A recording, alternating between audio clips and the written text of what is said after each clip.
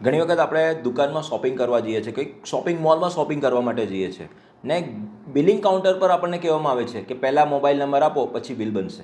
તો શું તમને આ નંબર આપવો ફરજિયાત છે? તેનો જવાબ છે બિલકુલ ના. જો તમે નંબર આપવા માંગતા ન હોય ને માત્ર એ જ કારણોસર તમારું બિલિંગ કરવાનો ઇનકાર કરવામાં આવે તો એ ગેરકાયદેસર કહી શકાય છે.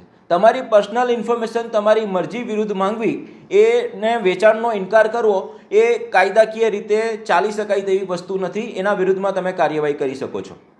કસ્ટમરનો નંબર માંગવો ને કસ્ટમરે નંબર આપે એ વસ્તુ અલગ છે, એમની પોતાની મરજીથી, પણ એના વગર બિલ જ નહીં બને કે હું તમને માલ જ નહીં આપું તો આ વસ્તુ ખોટી છે. એના વિરુદ્ધમાં તમે ગંભીર કાયદાકીય પ્રોસેસ કરી શકો છો. તમે કન્ઝ્યુમર ફોરમમાં કેસ દાખલ કરી શકો છો. અને કન્ઝ્યુમર ફોરમની રીતે આપણે જોઈએ કે ગ્રાહક સુરક્ષાની રીતે જોઈએ તો માલ પ્રેક્ટિસ કહેવામાં આવતી હોય છે.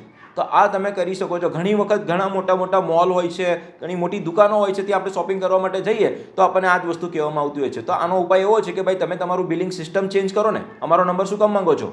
ને મારે નંબર આપવો જ નથી, તમે એમને જ બિલ બનાવો. એના વગર તમે મને માલ આપવાનો ઇનકાર નહીં કરી શકો.